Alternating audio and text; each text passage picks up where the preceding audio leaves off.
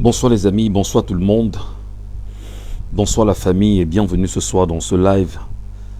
Bienvenue naturellement à ceux et celles qui trouveront très utile de se joindre à nous dans ce live ce soir. Et comme vous le savez, nous tentons chaque jour d'apporter un certain nombre d'éléments ici sur les réseaux sociaux afin de porter le narratif du changement que nous voulons, que nous souhaitons, et tenir en même temps la chandelle afin que chaque Camerounais soit au cœur des réalités qui sont les nôtres. Ce soir, je viens encore vous parler de ma part de vérité. Ma part de vérité parce que lorsqu'on trouve une minute, il faut toujours parler. Il faut dire des choses. Il faut construire. Il faut éduquer. Mais surtout, il faut permettre aux uns aux autres de se sentir plus que jamais intéressés par le bon sens qui peut nous animer. Donc bienvenue à tous et à chacun. Ce qu'on va faire en même temps ce soir, c'est de dire aux Camerounais, nous ne sommes pas là pour blaguer, nous sommes là parce qu'il faut travailler. Nous sommes là parce qu'il faut bien sûr que les gens prennent conscience d'un certain nombre de réalités. J'apprends ce soir que le petit Junior Ngombe ira au tribunal militaire. J'apprends ce soir que le petit Junior Ngombe ira au tribunal militaire. J'apprends ce soir que le petit Junior Ngombe sera traduit ou fera un séjour au tribunal militaire afin de s'expliquer sur un certain nombre de choses. Ma part de vérité voudrait que chacun, qu'on soit conscient que le pays, le Cameroun, est en train de créer des monstres. Ce pays est en train de fabriquer des monstres. Et si on ne fait pas attention, si on ne prend pas la peine de dire attention, attention, ce que le Cameroun est en train de faire risque en même temps de créer des monstres plus dangereux, plus féroces, plus sauvages, plus barbares, et c'est pas bon. J'apprends ce soir que le petit Ngombe prendra du large en passant par le tribunal militaire. Et ceci sans explication au préalable, avec exactitude des faits qui lui sont reprochés. Son dossier n'est toujours pas entre les mains de ceux qui sont considérés comme étant ses avocats, quoi qu'il y ait eu des collèges d'avocats qui se soient constitués autour de cette situation. Et aujourd'hui, le tollé a pris toute la planète. On parle d'un jeune qui a été arrêté au Cameroun et qui a été mis en prison pour ses opinions. Permettez-moi de vous dire, mesdames et messieurs, que le silence complice des Camerounais, le silence complice de nos frères et sœurs qui refusent de regarder sur la trajectoire du changement, sur la trajectoire d'un lendemain particulier, le silence des autres Camerounais risque d'être un problème pour le reste des Camerounais. Excusez-moi.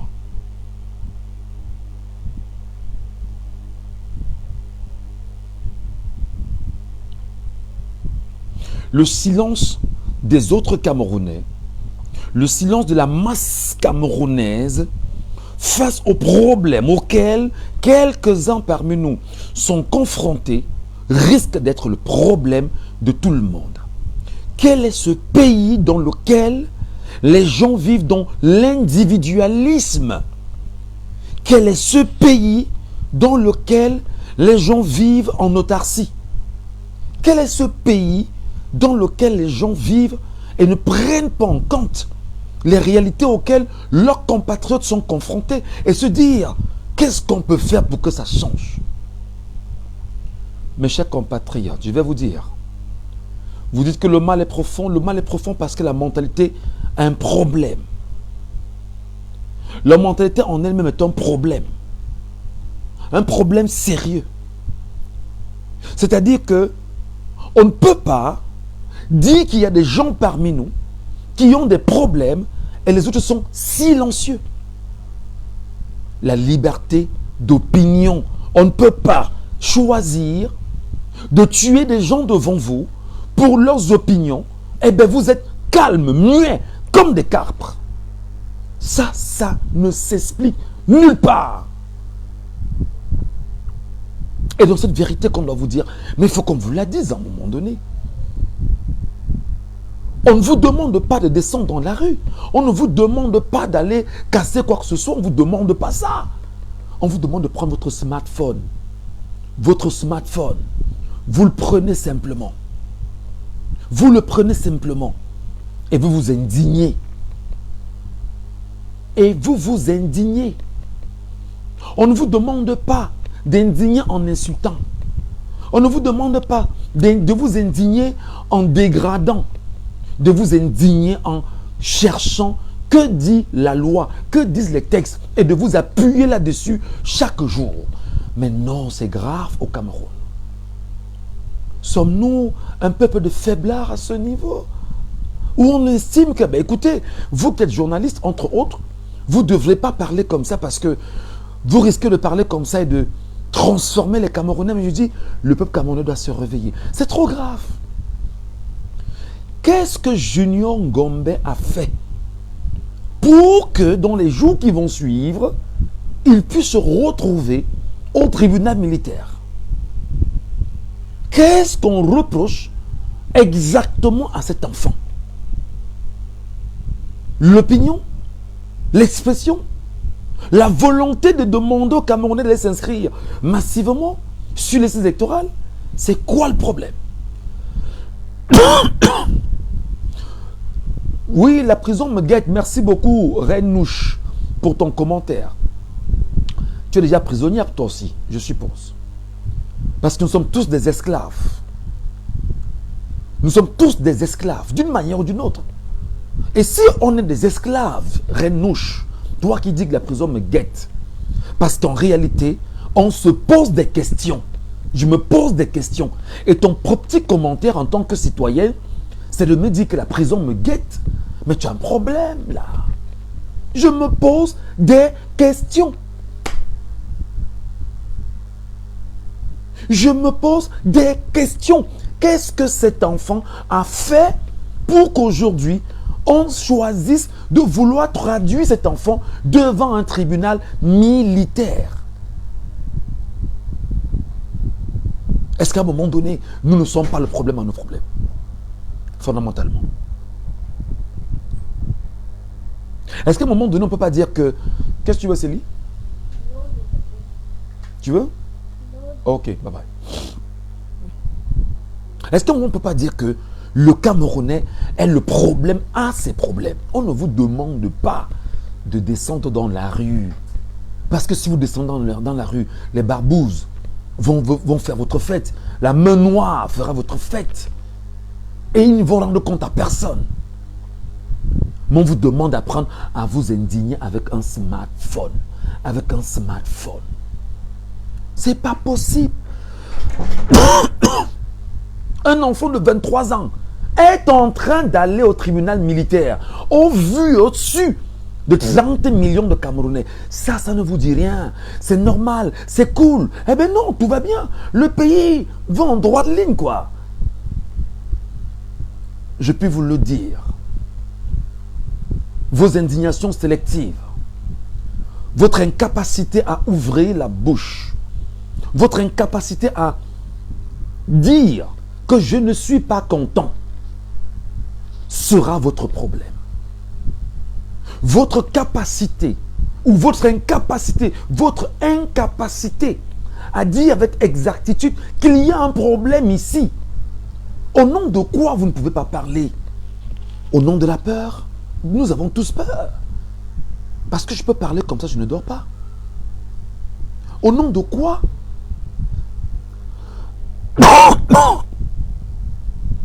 Au nom de quoi? Vous voulez qu'on laisse un enfant aller en prison, être traduit au tribunal militaire, sous vos yeux, sans vous indigner? Au nom de quoi vous laissez dormir vos ministres au Cameroun? Quand un enfant est en train d'aller en prison, comme c'est le cas, vous ne parlez pas. Au nom de quoi? Au nom de quoi vous avez vos chefs traditionnels dans vos villages, incapables de se dire, même le chef traditionnel du village de cet enfant, qui est-il? Il est où, son chef traditionnel? Son père vient d'où? Sa mère vient d'où? Que ces chefs traditionnels, ces chefs locaux soient incapables de se lever et de dire, je demande qu'on libère mon enfant, mon fils, ou mon descendant, ou ma progéniture, ou mon héritier. Quel est ce pays dans lequel les gens ont choisi de se taire devant de telles atrocités, devant la sauvagerie, devant la barbarie, devant la manipulation, devant le piétinement, l'humiliation, la déshumanisation, et que les gens sont tranquilles pour ça? Qu'est-ce qu'on a fait au cerveau du Camerounais? Qu'est-ce qu'on a fait au cerveau du Camerounais? Qu'est-ce qu'on a fait? On ne vous demande pas de l'indignation. Exprimez-vous, bon Dieu. Exprimez-vous. Ça sert à quoi ce truc-là? Exprimez-vous. Il faut qu'il y ait un tollé à l'international. Il faut que la communauté internationale se saisisse de ce dossier pratiquement. Il faut qu'on passe par ce dossier pour libérer tous ceux qui sont en prison aujourd'hui. C'est quoi le problème? Vous êtes heureux de voir vos frères et sœurs, vos parents, vos amis en prison? C'est ce que vous aimez? C'est ce qui vous plaît? Et quand on parle, on dit, ben non, Michel, toi tu vas aller en prison bientôt. Mais écoutez, je vais toujours vous le dire. Quand vous avez choisi la position de l'esclave, vous resterez des esclaves. Vous resterez des esclaves. Vous resterez des esclaves si vous êtes incapables d'apprendre à vous indigner. La preuve, on fait un live, même partagez ou ne partagez pas. Pourquoi? Parce que vous ne comprenez rien. Pas pour tout le monde, pour certains bien sûr. C'est incroyable. C'est incroyable dans un pays. L'enfant s'est levé et a fait des TikTok, des vidéogrammes sur TikTok. L'enfant s'indigne. L'enfant appelle les autorités de la République à changer, comme moi j'appelle tous les jours, à changer. J'ai entendu Célestine Clétès-Koutia l'autre jour à Paris avec Deglo Wona, qui fuyait même d'ailleurs parce que les gardes de Paris là voulaient absolument en finir avec eux. Ils se cachaient. Personne n'a osé parler de Ngombe. Parce qu'on estime que ben non, c'est un cas négligeable. Un enfant se lève et s'indigne. Et l'enfant de surcroît prend sur lui de dire aux Camerounais, inscrivons-nous en masse sur les listes électorales. Mes chers compatriotes, vous êtes cruels. Vous êtes méchants. Vous êtes des sauvages. Vous êtes, pour la plupart d'entre vous, des gens qui refusent de vous libérer du joug de l'impérialisme, du colonialisme, de la barbarie, de la sauvagerie et de la confiscation de ce que vous avez comme héritage naturel. En quelle langue est-ce qu'on doit vous parler? Vous, Camerounais. En quelle langue est-ce qu'on doit vous parler? Vous, peuple camerounais. Quelqu'un m'a dit aujourd'hui, est-ce que tu te souviens de Bruno Bidjan qui était là en prison parce que Bruno Bidjan avait... J'ai dit, mais attends, mais arrêtez de me bassiner des oreilles, des conneries. Bidjan est là en prison pour les raisons que tout le monde connaît. J'avoue, je suis gêné pour lui, mais qu'est-ce que je fais? Les raisons n'ont rien à voir avec un combat collectif de changement. Même s'il y a eu des déclarations visant bien sûr à préparer les gens sur l'augmentation du prix du carburant au Cameroun, ce n'est pas ça les raisons pour lesquelles ils se trouvent en prison aujourd'hui. Là n'est pas le sujet. Il faut arrêter, chers Camerounais. Vous êtes le problème à vos problèmes. Vous êtes le problème à vos problèmes. Vous, Camerounais, vous êtes le problème à vos problèmes. Vous, Camerounais, vous êtes le problème à vos problèmes. Vous avez l'incapacité de vous indigner. L'indignation Dis, je ne suis pas d'accord. Je ne suis pas d'accord. Et rien ne va y faire parce que je ne suis pas d'accord. C'est tout ce qu'on te demande. Qu'on sente qu'on est en train de te mettre mal à l'aise et que tu dises, je ne suis pas d'accord.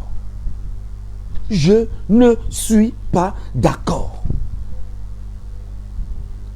J'ai eu récemment sur les antennes de la radio où je travaille, quelqu'un qui a appelé et qui nous a raconté comment est-ce qu'on fait subir des sévices corporels de notre genre à des gens au secrétariat d'État à la Défense à Yaoundé. Ceci ne vous dit rien. Que vous laissez Ngombe là-bas, l'enfant a fait quoi? L'enfant a fait quoi?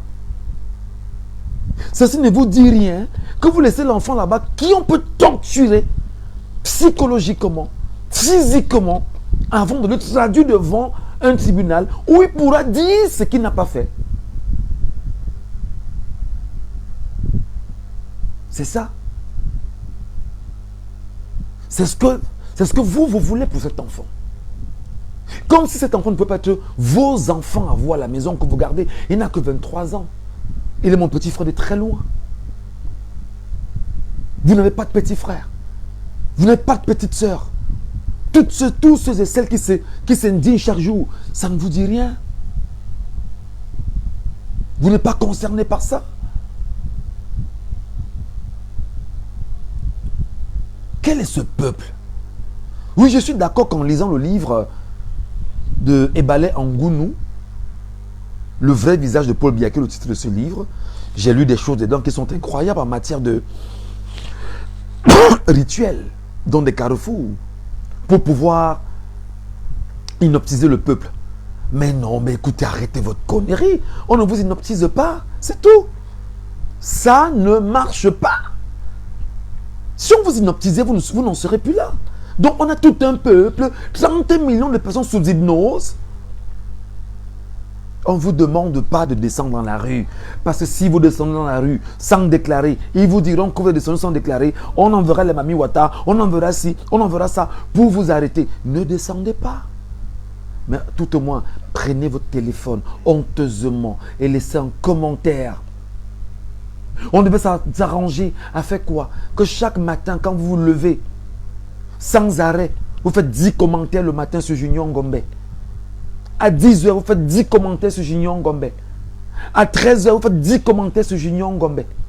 À 16 h, vous faites 10 commentaires sur Junior Ngombe. À 20 h avant de dormir, vous faites 10 commentaires sur Junior Ngombe. Et qu'on soit comme ça, 1 million de Camerounais, est-ce que ça ne changera pas? Est-ce que ça n'aura pas une force? Est-ce qu'on ne se rendra pas qu'un tollé? J'ai vu des gens ici, sur les réseaux sociaux, avec l'affaire Martinez-Zogo. J'ai vu des gens se lever. J'ai vu des gens qu'on a essayé de détourner, dont on a essayé de détourner l'attention pendant des semaines.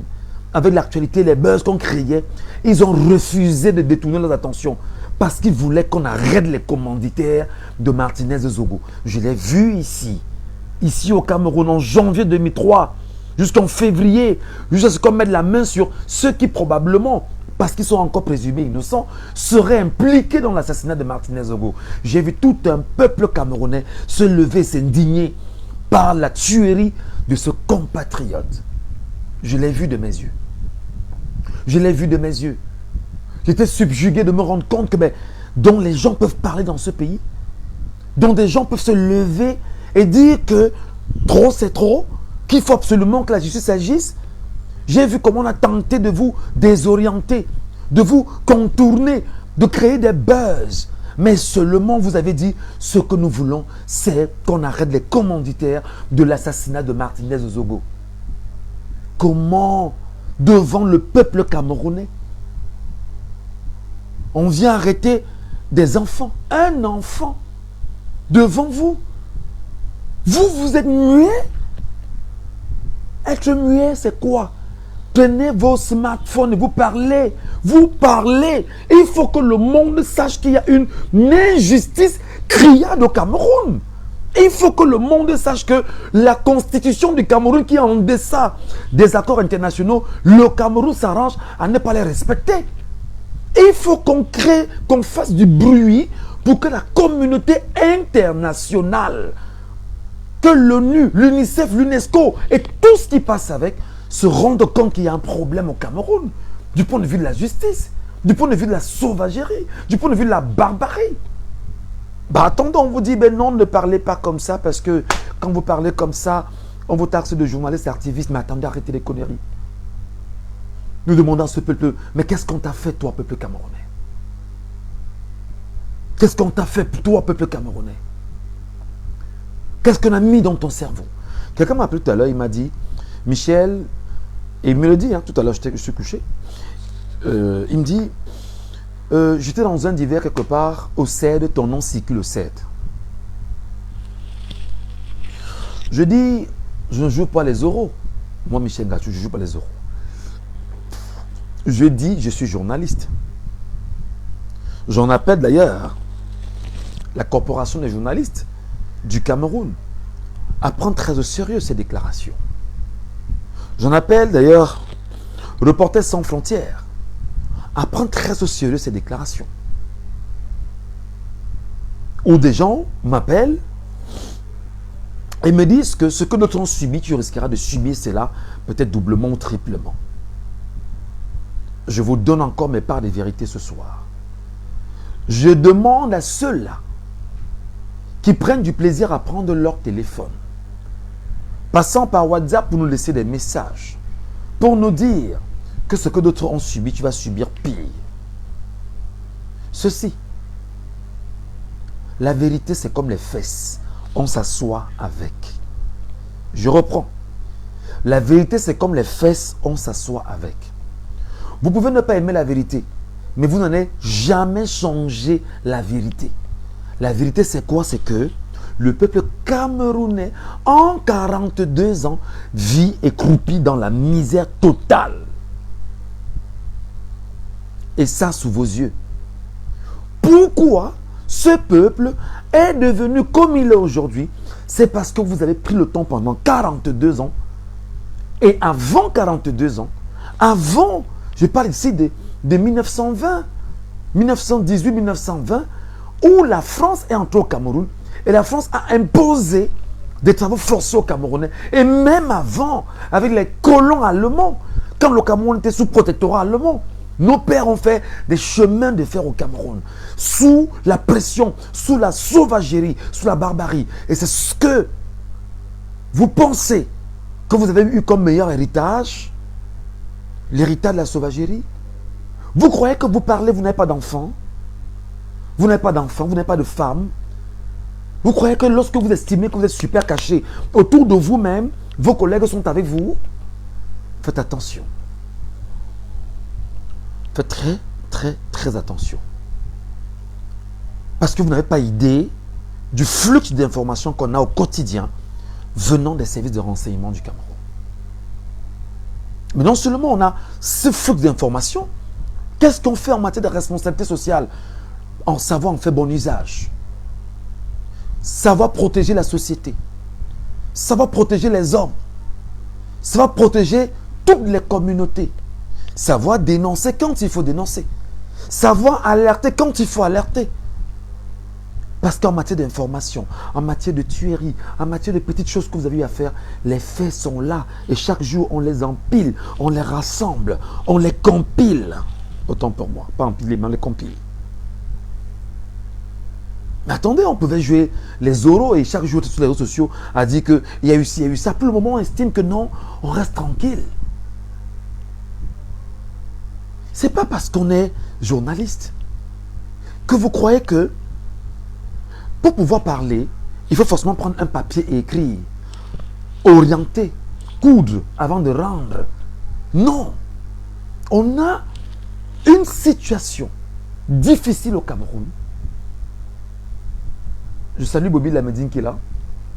Qui en réalité, nous vivons dans des souffrances atroces depuis au moins 60 ans. Ça fait 64 ans aujourd'hui que des gens vivent dans des situations atroces. Les amis, je vais vous relire un document ce soir qui va encore vous choquer. Excusez-moi. Parce que là, j'ai l'impression que les gens s'amusent. Les gens ne veulent même rien écouter.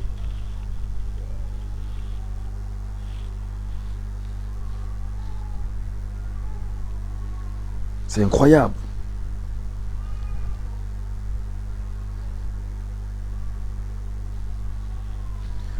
Les gens ne veulent rien écouter. Attendez, que je te retrouve ça rapidement.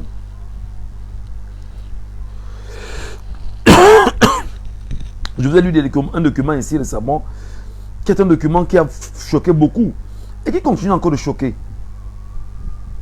C'est le document sur la conservation du pouvoir. Les amis, c'est quoi la conservation du pouvoir au Cameroun? Arrêtez vos histoires de Sarkozy. Sarkozy vaut quoi devant 30 millions de Camerounais? Mais qu'est-ce qui vous anime? Sarkozy vaut quoi devant 30 millions de Camerounais? J'ouvre cette brèche-là. Arrêtez. Mais sortez ça de votre cerveau, bon Dieu. Que vaut Nicolas Sarkozy, Macron et toute l'oligarchie française devant 30 millions de Camerounais? Je repose ma question.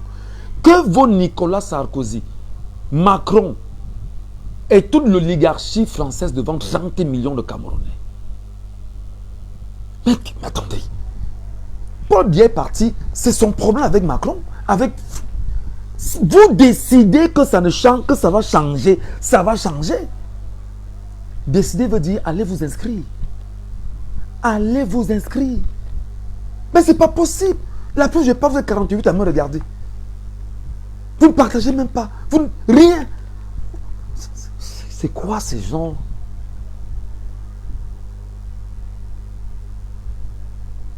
C'est quoi? On vit où là? On vit avec qui là?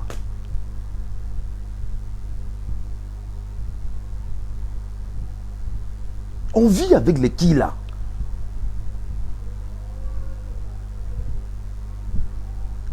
Alors vous êtes content quand on prend le risque de parler.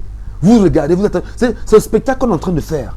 On est en train de faire le spectacle et vous nous regardez en tant que spectateur, quoi. C'est ça. Alors qu'on s'indigne, on dit que mais ça ne marche pas. Vous nous regardez que non, il parle là-bas, il écoute ce qu'il va dire. C'est quand on va l'arrêter, on ne va pas m'arrêter. On ne va pas m'arrêter. Je reprends. On ne va pas m'arrêter. Pourquoi? Parce que je n'incrimine personne. Je parle des réalités. Et je commence par dire que le premier ennemi du Cameroun, c'est la France. Et les Français ont éduqué l'armée camerounaise, les forces de défense camerounaises, à être une force répressive, sauvage et barbare. C'est pourquoi les policiers, les militaires, les gendarmes et tout ce qui constitue le corps de la sécurité dans leur globalité sont des gens qui n'ont Dieu que pour la sauvagerie, la barbarie. Et c'est comme ça qu'ils ont hérité de la logique française. Et l'impression qu'on a, c'est que même en interne ou en avec ses compatriotes, parce qu'on est policier, parce qu'on est gendarme, parce qu'on est homme en tenue, qu'est-ce qu'il faut faire pour pouvoir parler? C'est oppresser l'autre. Mais qu'est-ce qui ne va pas dans vos cerveaux? Qui vous a appris que l'oppression est une valeur sociale? Qui vous a appris que lorsque vous devez être porté une tenue, vous devez avoir pour mission seulement de piétiner vos compatriotes? Où l'avez-vous appris? Où l'avez-vous appris? Alors, mes amis, je vais vous dire, très honnêtement, le Cameroun a hérité de la France 3 grandes choses. L'oppression qu'on peut qualifier de barbarie, de sauvagerie. Le vol qu'on peut qualifier de corruption, de détournement massif de deniers publics. Et tout ce qui passe avec, tous ces corollaires. Et surtout, du mensonge. Le mensonge que chacun connaît aujourd'hui. Parce qu'on a un régime de menteurs, de manipulateurs. Et le dire n'est pas un mot. Le dire, ce sont des faits. Et si vous voulez qu'on trace les faits, je reviens ici avec, pour exemple, toutes les promesses qui ont été faites aux Camerounais sous le renouveau. Et je prends l'une des dernières promesses en date, les forages dans l'extrême nord. On n'en parle pas. Et le peuple camerounais refuse de s'informer, refuse de se cultiver, refuse d'aller chercher son problème, parce qu'il le connaît même d'ailleurs. Et voilà les choses, les trois choses que le Cameroun a hérité de la France. Et non seulement le Cameroun a hérité cela de la France, le Cameroun s'arrange à avoir à la tête du Cameroun un homme qui n'a Dieu que pour la France. Qui l'a mis là? C'est la France. Alors il fait allégeance à qui? Pas au peuple camerounais, mais au peuple français. Non, à l'oligarchie française, à l'Élysée. Voilà celui à qui il fait allégeance. Vous vous rendez compte? Vous vous rendez compte fondamentalement? Je vous parle des cotisations. Il y a ce qu'on appelle, bon Dieu, je parle comme ça, les Camerounais ne m'écoutent pas, je ne sais pas ce qu'ils veulent faire. Ou ils vont se mettre au palais des congrès là-bas, à Yaoundé, prendre le haut-parleur et parler, je ne sais pas.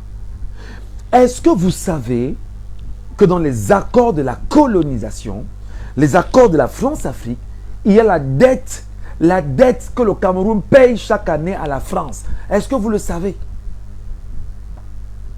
Est-ce que vous savez qu'il y a une dette que le Cameroun paye chaque année à la France? La dette de la colonisation. Paul Biya est le meilleur contributeur dans cette dette. Paul Biya est le... Si vous voulez, Paul Biya, pas le Paul Biya parce qu'il est le président des Camerounais. Il est le meilleur contributeur dans cette dette que le Cameroun doit à la France. Nous payons la dette de l'oppression. Nous payons la dette de la sauvagerie. Parce que nous a enseigné à être sauvages, barbares et tout ce qui passait avec. C'est la dette là que nous payons. C'est de ça que nous parlons. Plus grave, je vous ai dit ici que le président actuel n'a jamais défendu. C'est-à-dire que une autre monnaie autre que le franc CFA pour le compte du Cameroun. Tout à l'heure, je regardais un documentaire qui me parlait des 3 grands hommes qui étaient des chefs d'État africains qui étaient plus puissants que certains ministres, même français. Le premier d'entre eux était Léopold Sédar Senghor, l'un des premiers traîtres du continent africain, sénégalais de son temps, qui d'ailleurs est entré à l'Académie française pour ci ou pour ça, pour tout ce que vous connaissez.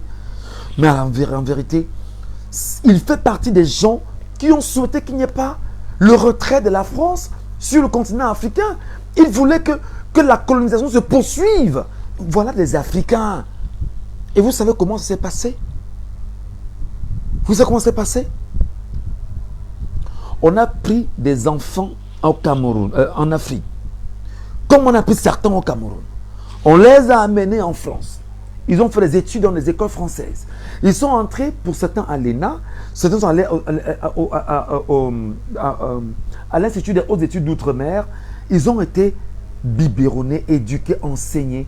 On a retiré les valeurs structurelles même de la moelle épinière du cerveau pour leur imposer un narratif différent, qui est celui de penser comme veut l'oppresseur.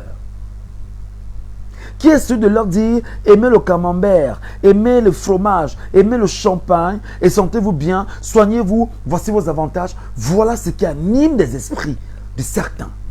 Donc, cet homme qu'on appelle Léopold Sédar Senghor, premier président français, il en fait partie, imposé à la tête de l'État sénégalais par le général de Gaulle, et qui d'ailleurs était un ancien ministre français.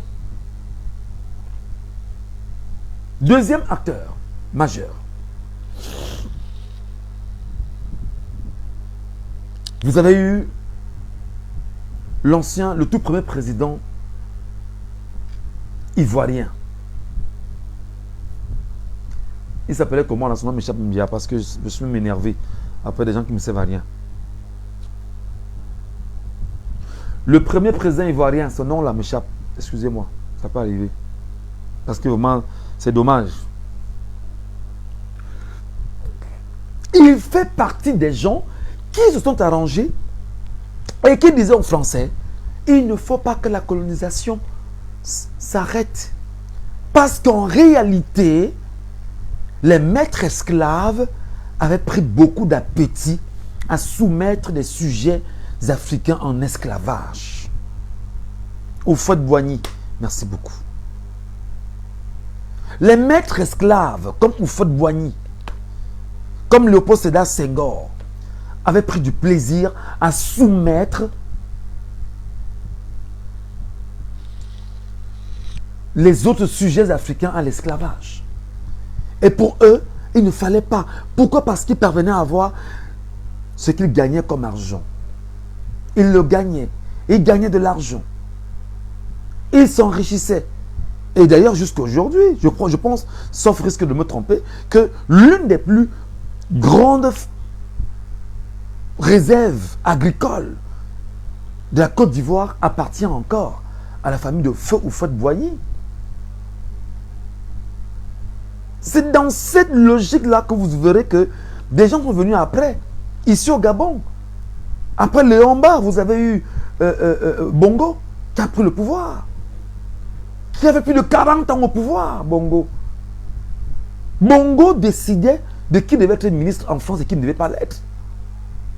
Bongo était d'une puissance extraordinaire. Parce qu'en réalité, des gens ont pris fait et cause derrière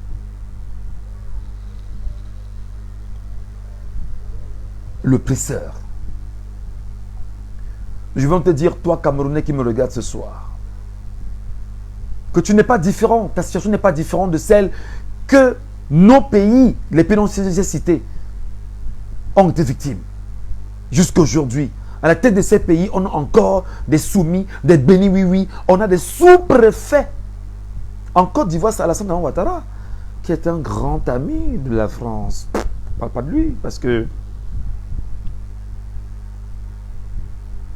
au Sénégal, vous avez un Diomaye Faye qui est arrivé récemment.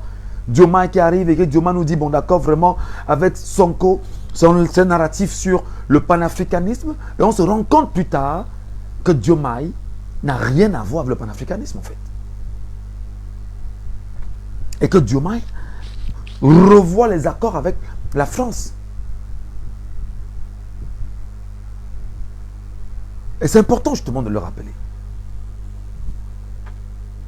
Qu'à côté, vous avez Bongo. Bongo n'était plus là. Son fils Ali a pris le pouvoir. Et aujourd'hui, au Gabon, vous avez un certain Oligui Nguema avec ce qu'on appelait un coup d'état de palais.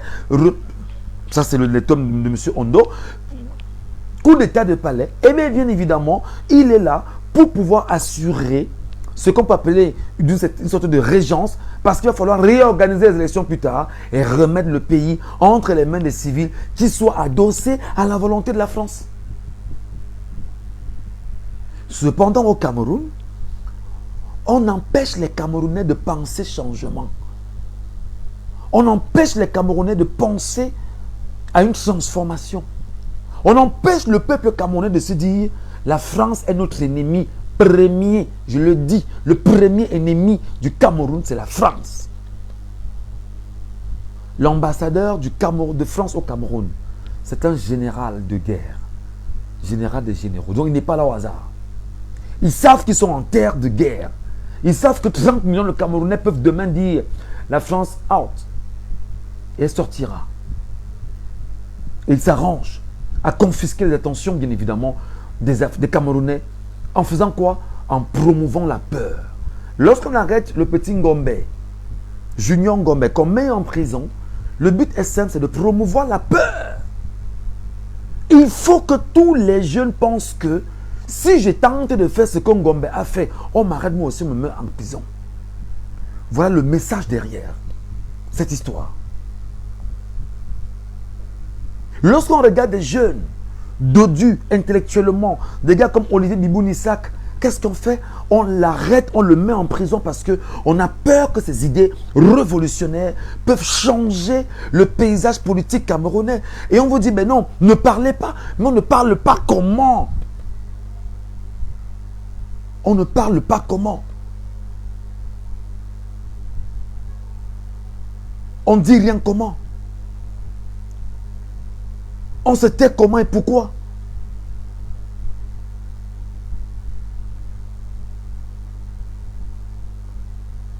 Est-ce qu'à un moment donné, vous n'êtes pas choqué vous-même? Vous lisez l'histoire de votre pays. On vous dit qu'on est venu ici.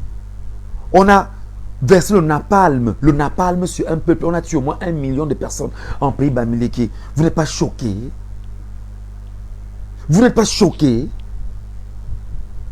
Vous n'êtes pas choqué de vous rendre compte qu'on est venu, on a tué tous les nationalistes camerounais qui demandaient l'indépendance du Cameroun. Vous n'êtes pas choqué pour ça? Ah, vous aimez le fromage. Vous aimez les champagnes. Vous aimez le camembert. Vous n'êtes pas choqué de vous rendre compte que lorsque vous vendez le pétrole, on ne connaît pas le nombre de barils de pétrole qui sortent du Cameroun chaque jour? Vous n'avez pas honte qu'on ne vous dise rien? Vous n'êtes pas choqué d'imaginer que le bois sort tous les jours du Cameroun? Personne ne connaît le nombre de billes de bois qui sortent du Cameroun chaque jour. Vous n'êtes pas choqué? Aucun député? Vous n'êtes pas choqué? Vous n'êtes pas choqué de savoir que l'on vende c'est-à-dire qu'il y ait des concessions sur l'exploitation des minéraux camerounais et qu'on ne vous dise jamais qui sont ceux-là qui viendront justement réaliser ou exploiter? Est-ce qu'on va vous reverser à l'État du Cameroun? Vous n'avez pas honte? Peuple camerounais, tu me fais honte, honnêtement. Tu me fais honte. Vous n'avez pas honte qu'on vous dise qu'un pays, en 2023, qu'on a bu l'équivalent de 1 milliard de litres de bière? You don't have shame? What is the problem? Tu n'as pas honte? Tu n'as pas honte d'être incapable de prendre un téléphone comme ça, d'aller sur Google taper dégâts de l'alcool dans le corps humain? D'ailleurs, tu le sais.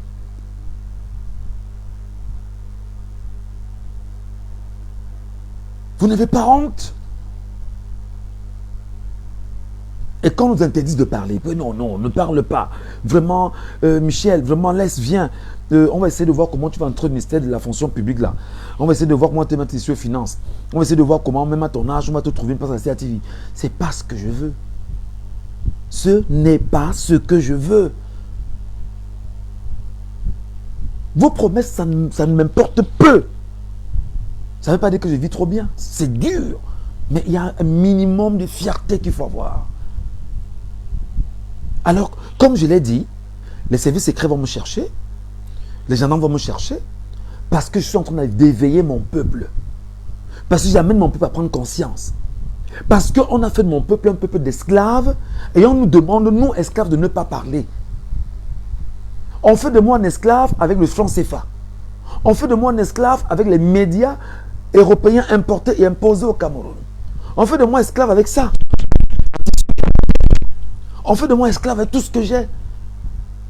Et on me dit, je dois consommer ce qui est produit ailleurs. Ne pas être capable de valoriser ce que j'ai. On fait de moi l'esclave. Et l'esclave qui ne doit pas parler, qui ne doit pas s'affranchir, qui ne doit même pas laisser une parole pour ses descendants si jamais la mort venait à lui rendre visite.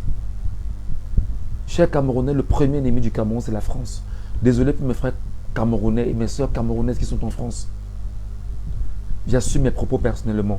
Je ne vous mets pas en danger, mais je le dis. La France est le premier danger de notre pays.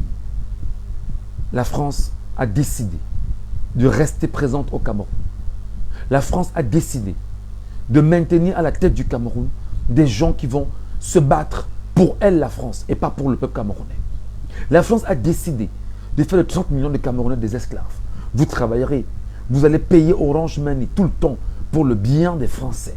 Vous allez payer MTN Money tout le temps pour le bien des Français.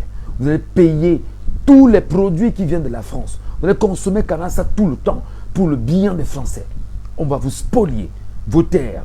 Et pourquoi? Parce que des gens qui sont tapis dans l'ombre, qui disent avoir le pouvoir, qui complotent avec la France à travers des cercles bizarres, viennent et se servent de l'étiquette de justice qu'on dit avoir pour vous prendre vos terres, prendre tout ce que vous avez, parce qu'ils vont vous dire qu'ils ont le pouvoir. Un pouvoir qui n'a rien d'un pouvoir humain. La France est votre problème. La France qui est complice aujourd'hui avec les organisations internationales La communauté internationale est complice avec cette France. Je dirais même qu'il y a des choses qui ne marchent pas. La France nous empêche, nous Camerounais, de pouvoir regarder sur la trajectoire de la vérité. La France a mis à la tête du Cameroun des gens qui ne sont pas prêts à se battre pour le bien des Camerounais. Et alors je t'appelle, toi, jeune Camerounais, à reprendre ton pèlerin, ton bâton de pèlerin autant pour moi, et de te dire, qu'est-ce que je fais? Va t'instruire. Va t'instruire, va lire l'histoire de ton pays. Va lire l'histoire des hommes qui ont gouverné ce pays. Va voir ce que ces gens ont fait. Et tu ne peux pas, parce que tu ne maîtrises pas l'histoire de ton pays, penser que tout va bien. Tout va très mal. Tout va très mal. Mais alors nous sommes dans l'enfer au Cameroun.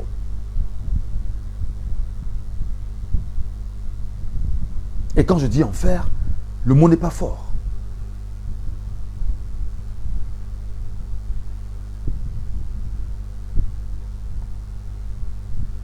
On ne peut pas continuer comme ça.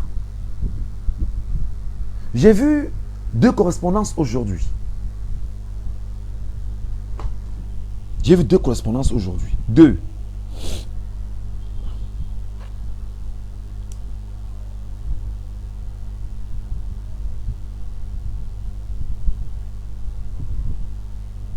Je vais vous passer ces correspondances.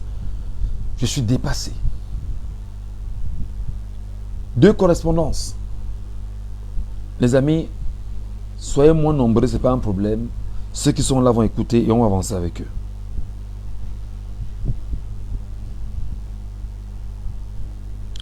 J'ai lu une correspondance ce matin des Camerounais qui sont du RDPC, qui disent qu'ils sont fatigués, que Paul Biya soit le prochain candidat à l'élection présidentielle 2025. Je l'ai même traité ce sujet à la radio. Je suis rentré, j'ai relu un autre mémorandum de nos frères camerounais du Mbam. Je vous demande, à qui vous vous moquez de qui? Vous vous moquez de qui? Le RDPC s'élève. Choisis quelques Camerounais dans le RDPC. On les met en mission en disant que, oh toi, faites un document, voilà ce que vous devez faire, on vous donne de l'argent pour ça, battez-vous à rendre ça public. J'ai lu ce mémorandum, je ne le retrouve pas ici. Et 10 cadres du RDPC, entre guillemets cadres, auraient signé ce document qui circule aujourd'hui sur les réseaux sociaux, où on vous fait savoir que ben non, ils ne veulent plus de Paul Biya, vraiment Paul Biya c'est pas l'homme de la situation, Paul Biya vraiment, on demande, on ne veut plus que ce soit un bêtis qui prenne la tête du Cameroun, hein, on ne peut pas laisser qu'un bêtis prenne la tête du Cameroun, vraiment il faudrait que ça puisse tourner. Ça veut dire quoi concrètement mes frères? On est en train de chercher des voies et moyens pour, vous distraire. On veut vous distraire. Créer un sujet qui ne sert à rien. L'amplifier dans les médias et dimanche à la télévision, faire asseoir des gens qui vont venir, comment dire, donner de la force à ce sujet-là.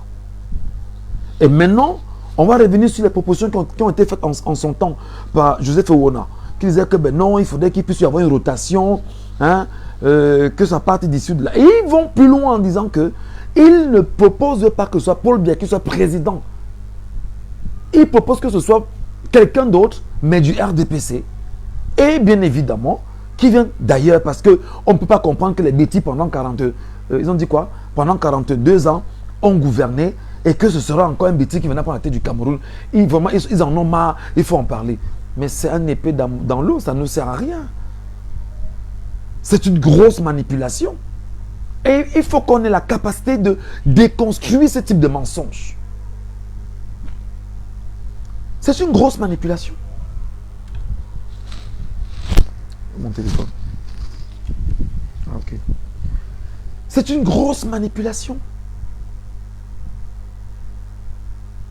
Leur problème en interne, qu'ils résolvent ça en interne. Alors, à la vérité, dans ce qu'ils ont dit, il peut y avoir quelques éléments de vérité, mais fondamentalement, retenez que c'est de la manipulation. Manipulation. Manipulation. Et on s'en tient à ça. Deuxième chose, j'ai lu également tout à l'heure un mémorandum des Camerounais du MBAM qui sont remontés contre Paul Biya et qui demandent et qui mettent des injonctions désormais à Paul Biya pour être réélu en 2025. Lui ont donné un certain cahier de charges à remplir avant d'être élu en 2025.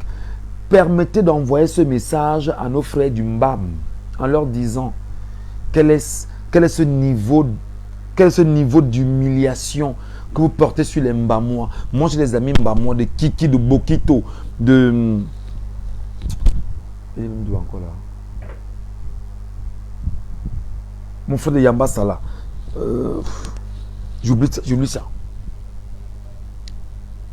Mais est-ce que c'est normal que des gens viennent vous dire à la veille d'une élection présidentielle que s'il faudrait encore élire Paul Biya, il va falloir que voici l'ensemble des choses que nous nous demandons de faire. En 42 ans, il n'a pas fait. C'est en 7 ans qu'il va faire. Vous parlez même de quel Paul Biya? Celui que tout le monde a vu en France là. Soutenu par Chantal Biya et Mvondo Yolo. Et vous ne demandez pas à un homme de se reposer. N'est-ce même pas de la méchanceté qui vous anime à un moment donné? Vous n'êtes pas des gens méchants que de demander à cet homme de se reposer. Qu'est-ce qui ne va pas? Vous n'avez pas vu les cadres de photos ici, fatigués à un moment donné, ils se sont reposés, ils en sont morts après, parce que c'est la vie. Photo Victor, ses amis, un bon nombre de ses collaborateurs ou anciens collaborateurs. C'est quoi ça? Alors, n'oubliez pas ceci, les amis. Et je finis par là. Le RDPC va mourir en 2025. Écrivez en commentaire. Je sais qu'il y a une cellule au CED qui a pour rôle de prendre tout ce que nous disons et d'analyser et de voir où est-ce que nous avons buté pour voir dans quelle mesure on peut nous attaquer. Faites très attention. Écrivez en commentaire. Le RDPC va mourir en 2025. Pourquoi? Toutes les aiguilles démontrent que le RDPC perd officiellement les élections en 2025. Je reprends. Toutes les aiguilles sont pointées sur l'échec réel, fondamental, vérifié et avéré du rassemblement démocratique du peuple camerounais en 2025. Le RDPC meurt en 2025. Je reprends. Le RDPC meurt en 2025. Écrivez, le RDPC mourra en 2025. Naîtra un autre parti politique. N'oubliez pas non plus que le RDPC découle de l'UNC, le parti de Amadou Ahidjo. Et cet UNC était l'appareil français qui permettait de contrôler toute l'administration camerounaise.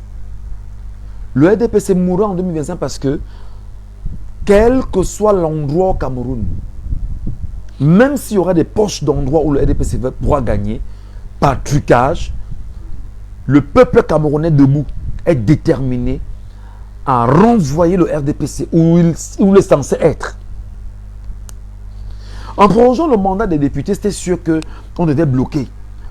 Nous, rapidement sur les réseaux sociaux, j'ai alerté. J'ai dit que mais le RDPC fait une grosse erreur. Le RDPC fait une grosse erreur croyant qu'en prolongeant le mandat des députés et des maires, allez tout de suite là, franchement, on va bloquer la route au MRC ou encore d'autres partis politiques. Non. Ils se sont rendus compte qu'ils se sont fourvoyés.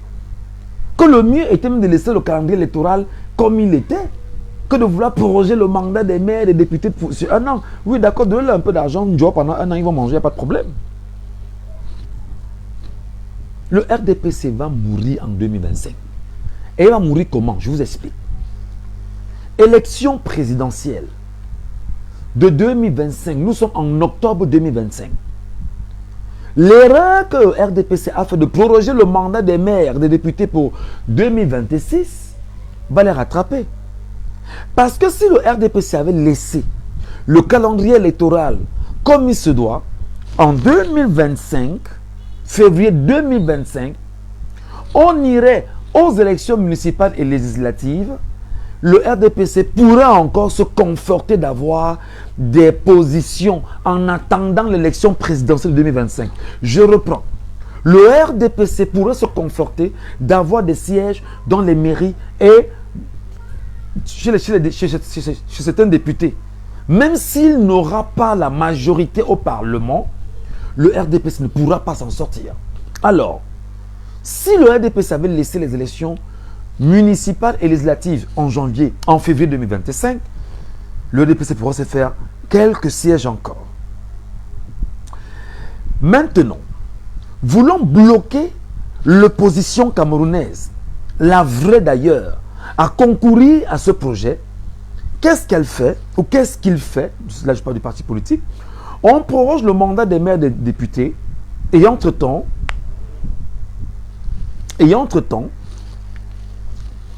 on attend les élections de 2025 en octobre.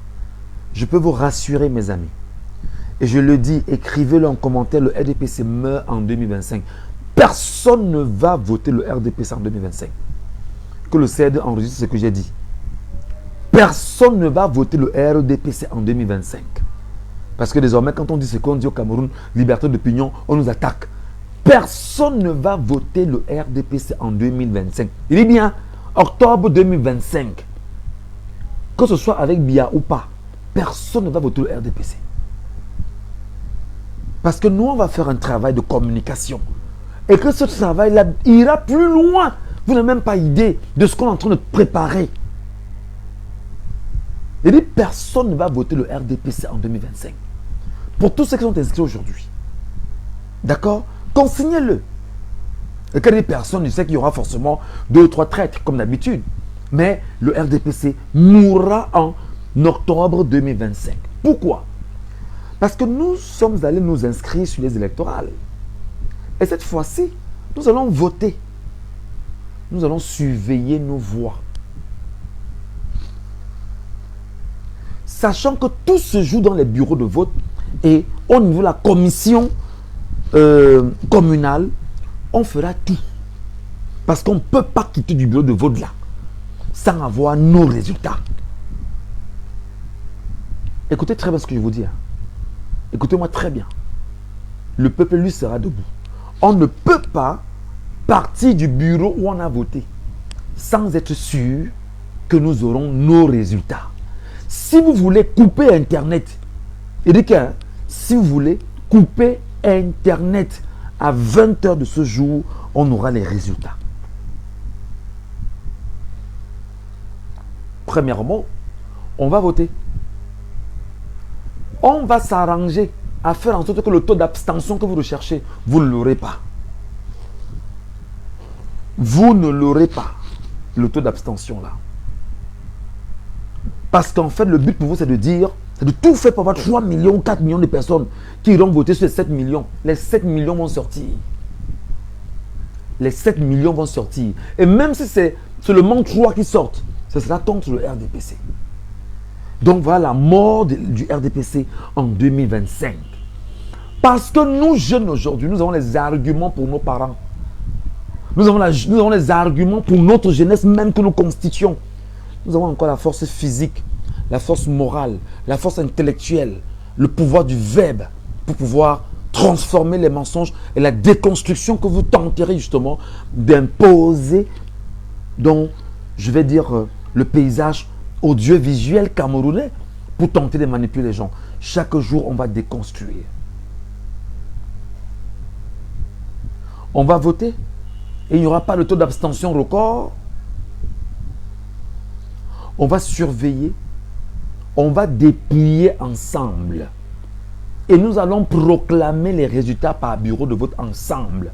Parce qu'il n'y a aucun texte de loi au Cameroun qui interdit à un Camerounais de dire « Voici ce que j'ai eu comme résultat dans mon bureau de vote. » Et le même soir, nous allons comptabiliser. Et que ce soit le Conseil constitutionnel, que ce soit Elekam, personne ne pourra, rien ne va changer l'option que nous avons engagée. Rien. Voilà donc la mort du RDPC. Le RDPC donc va mourir en octobre 2025. Et qu'est-ce qu'on va faire? Le prochain président peut arriver. Et il peut être gentil. Hein? Il vous dit, bon d'accord, ce qu'on va faire, c'est que on va continuer à laisser la majorité obèse au Parlement de poursuivre jusqu'en mars 2026. Mais seulement, il ne pourra pas parce que les pouvoirs qu'il détient lui donneront l'opportunité de dissoudre le Parlement et de réorganiser de nouvelles élections municipales et législatives. C'était une grosse erreur. Donc vous vous rendez compte que non seulement le RDPC va mourir à l'élection présidentielle, mais va également mourir lors des prochaines consultatives, ou consultations autant pour moi, de municipales et législatives. Et cette fois-ci maintenant, message à la France, nos amis du CRD-là, qui attendaient justement de nous arrêter pour nous taper parce qu'on dit la vérité. Nous parlons de vous, de vos enfants. C'est pas parce que 400 000 salaires le mois, c'est rien, mon frère. 400 000 salaires. Et tu l'as en quoi? Tu l'as en francs CFA. Et tu as quoi? Tu as du papier, mon frère. 400 000, 500 000 salaires le mois, c'est minable pour toi. C'est-à-dire que tu ne devais dire qu'on me paie en euros, on me paie en dollars, on me paie en yuan. Par exemple, c'est-à-dire que quand on te paye, tu regardes ce que tu as eu mensuellement au Cameroun, tu n'as pas besoin d'être un gars corrompu. Parce qu'on te paie en dollars, on te paie en euros. C'est lourd, c'est costaud. On te donne du papier. Ce n'est pas, c'est du papier, hein, ce n'est pas une monnaie. On te donne du papier. Ce n'est pas une monnaie. Et tu as l'impression que tu es payé pour faire un travail. Tu n'es pas payé. On se sert de toi. On se sert de toi. Tu n'as aucune consistance en réalité. C'est-à-dire que des gens se disaient que bon d'accord, qu'est-ce qu'on fait pour pouvoir mieux tenir les esclaves là? On va constituer une armée autour des esclaves. Et on va dire que bon, prends le papier si, c'est l'argent, achète ça avec. En fait, le papier ce n'est pas une monnaie, le franc CFA. Ce n'est reconnu nulle part dans le monde entier. Même en France, où on fabrique le franc CFA, ce n'est pas reconnu. Ce n'est pas reconnu. Le franc CFA, c'est nul. Et quand on a 400 000 francs CFA de salaire mensuel, tu dis que non, je suis bien payé, je vis bien, mes enfants vont bien, ma famille va bien. On fait de toi un esclave, mon frère. Et c'est toi qui es mécontent des propos que nous portons parce que tu estimes que nous amenons le peuple à changer de paradigme mental, de logiciel mental. Tu n'es pas payé. Tu n'es pas payé, mon frère. Tu ne reçois qu'un papier. Il dit que c'est le papier, c'est moi. J'en ai encore sur moi. Ce n'est qu'un papier qu'on te donne. Qui n'a aucun poids. Et tu es content de dire. Et il y a des gens qui écrivent là. Vraiment, l'État est un monstre froid. Il faut toujours citer Nietzsche. C'est Nietzsche qui a dit ça. Que l'État est un monstre froid. Oui, c'est vrai. L'autre a même dit que l'État est un monstre glacial. Il a dit que l'État devienne même le bloc de glace de la Sibérie du Nord. L'État va rester État. Parce que l'État, c'est le peuple. Notre rôle aujourd'hui, c'est de dire aux Camerounais, soyez un peuple. Ne soyez plus une population. Il faut dire à nos frères et sœurs qui sont tapis ou sont tapis là, qui ont pour rôle de venir nous arrêter pour nous empêcher, pour nous museler, pour qu'on ne parle plus, que frère, tu es un esclave qui refuse d'assumer sa révolte parce que tu n'es... Mais vous voulez que je parle? Vous voulez que je parle? Vous voulez que je parle? Vous voulez que j'ouvre le dossier des avancements? Vous voulez que j'ouvre le dossier des grades? Vous voulez que j'ouvre le dossier des primes? Vous voulez que j'ouvre le dossier des tenues? Ce n'est pas le moment. Parce que ceux qui sont derrière sont connus. Il faut faire très attention. Moi, je parle, je suis au Cameroun. Hein. Je ne suis pas hors du Cameroun. Je suis au Cameroun, je suis à Douala. Et comme je vous ai dit, tout ce que nous disons sur les réseaux sociaux, il y a une cellule au CED qui reprend tout ce qu'on dit et analyse au fur et à mesure, chaque jour. Comment je le sais? Mais parce qu'on est Camerounais. Je suis journaliste.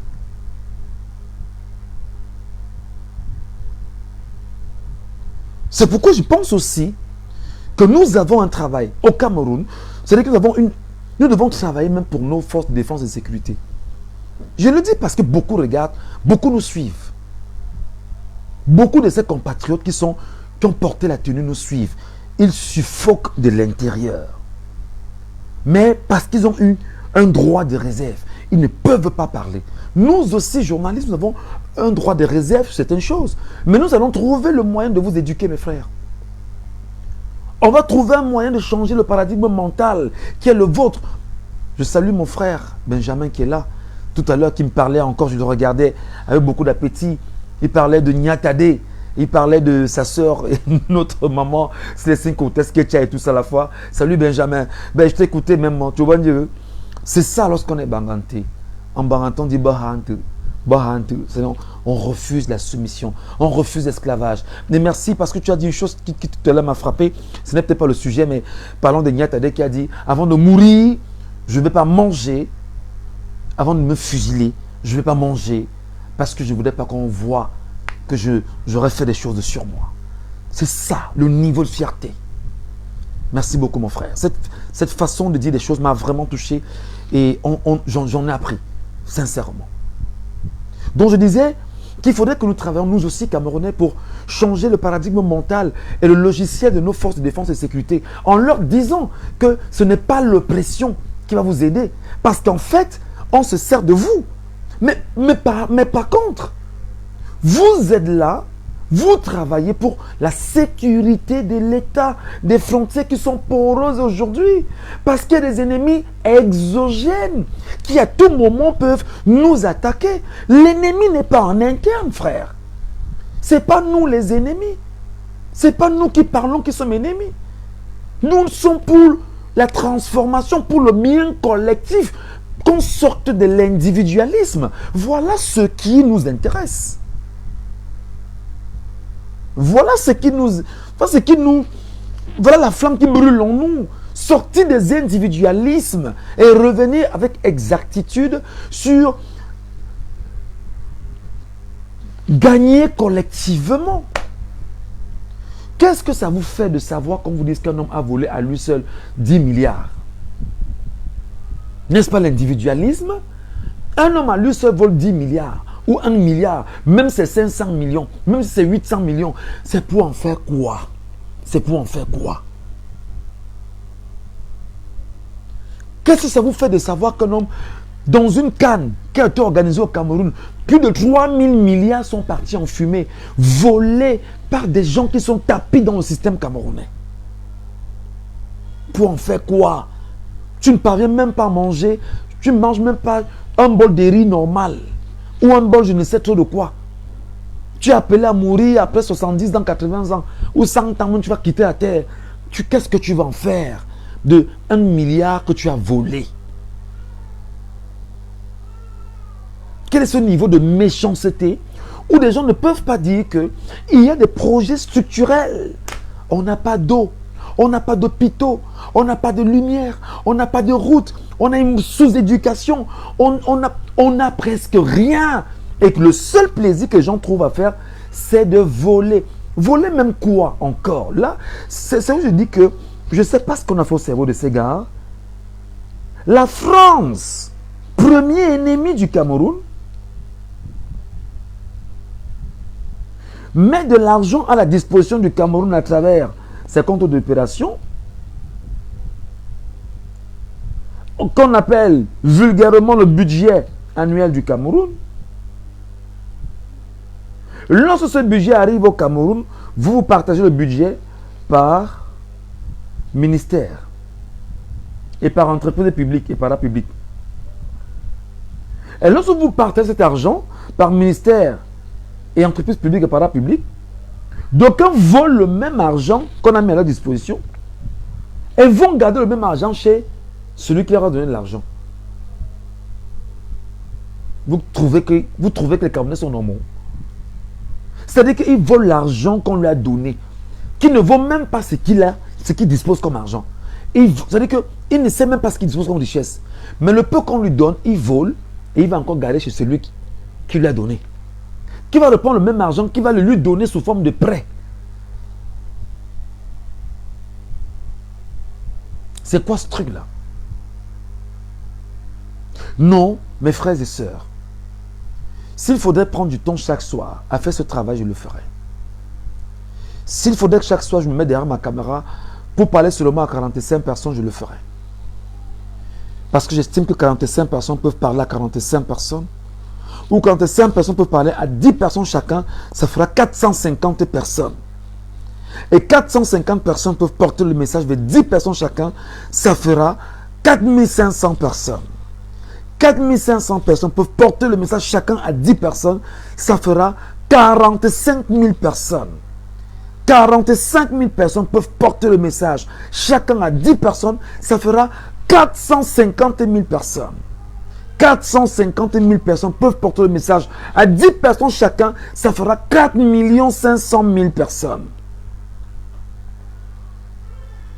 Et chacun peut porter et étendre le spectre jusqu'à ce qu'on soit 40 millions de Camerounais à être informés d'une chose qui nous reste 31 jours pour la fermeture des inscriptions sur les listes électorales. Si vous ne prenez pas la peine, mes chers compatriotes, de vous battre à faire inscrire 10 personnes chacun, parce que si nous sommes 1 million et que nous soyons capables de faire inscrire 10 personnes chacun, nous ferons inscrire en un mois restant, le seul mois restant, 10 millions de Camerounais.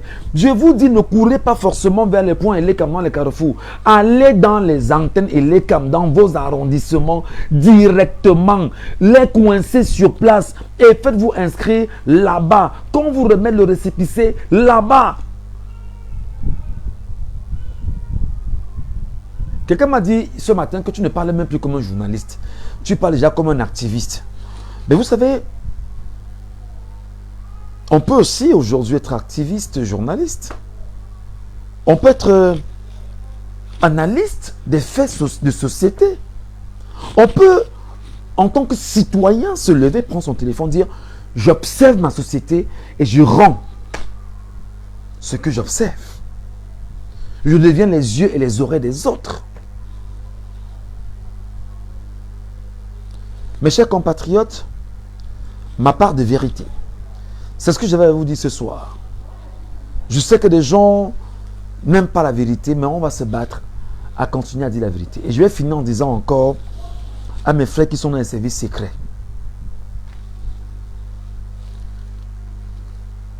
Rassurez-vous que l'histoire du Cameroun va s'écrire. Et va s'écrire quel que soit ce que vous aurez à faire. Allez relire l'histoire des forces de défense et de sécurité du Cameroun. Je n'ai pas dit de lire les livres que certains ont écrits entre-temps. Je parle de l'histoire. N'oubliez jamais que les FDS ont été à la base au Cameroun une armée coloniale. C'est-à-dire c'était des Français qui portaient les armes françaises, les tenues françaises ou treillis françaises et venaient justement combattre les Africains. Et dans leur complicité, dans leur malignité, dans leur manipulation, dans leur manigance, ils ont coopté des Camerounais qu'ils ont ajoutés à leurs effectifs pour pouvoir piétiner d'autres Camerounais. C'est comme ça qu'on a eu des pères qui étaient des soldats de l'armée qui se plaisent à dire que j'étais un ancien caporal, un ancien sergent, de ci, de ça, mais n'a pas compris qu'en fait on s'est servi de lui pour pouvoir piétiner son vis-à-vis. Et comment ça a marché?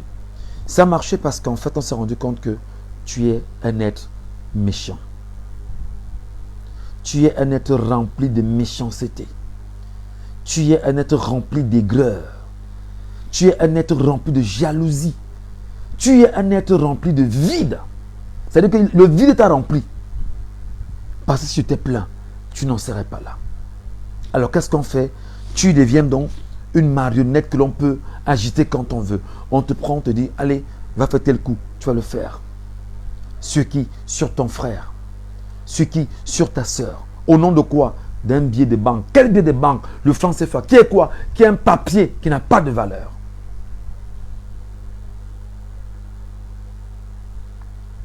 Beaucoup vont me dire, ça n'a pas de valeur comment? Parce que vous ne comprenez même pas. Donc moi, je te le dis à toi, mon frère, qu'avant de me chercher comme toi, tu de me chercher là, laisse tomber. Parce que regarde autour de toi-même d'abord. Est-ce que tout le monde autour de toi est correct? Tu crois que tu veux le changement? Tu veux maintenir le statu quo du système? Mais comment, frère, dis-moi, je veux te comprendre. Comment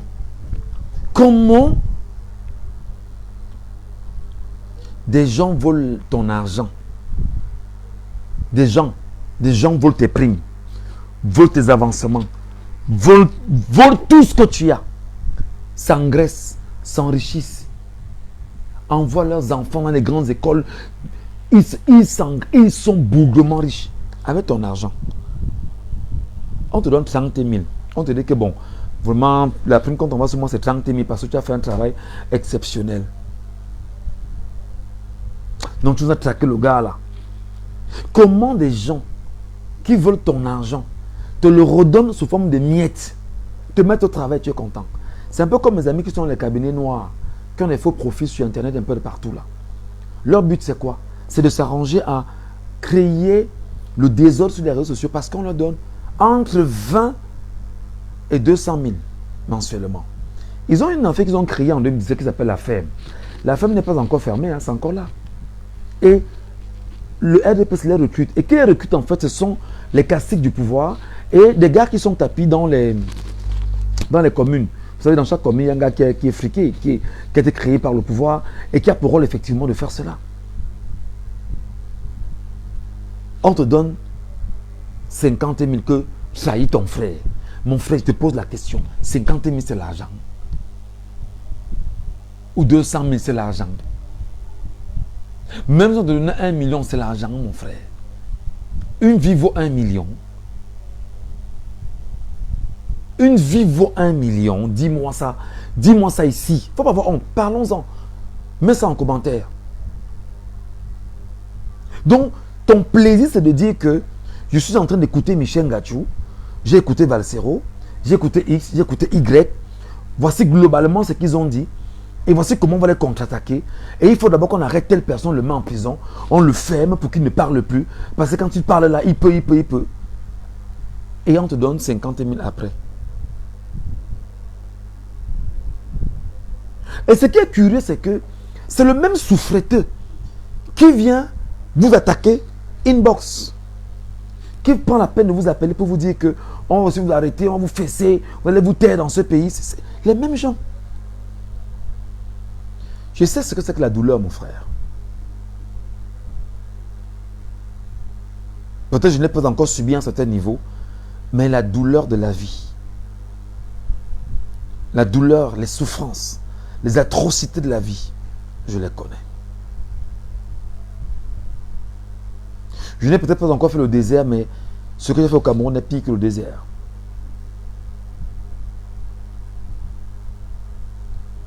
Je peux vous parler de moi, le mot étant Aïssa, ce n'est pas important. Ce que j'ai vécu au Cameroun est pire que le désert.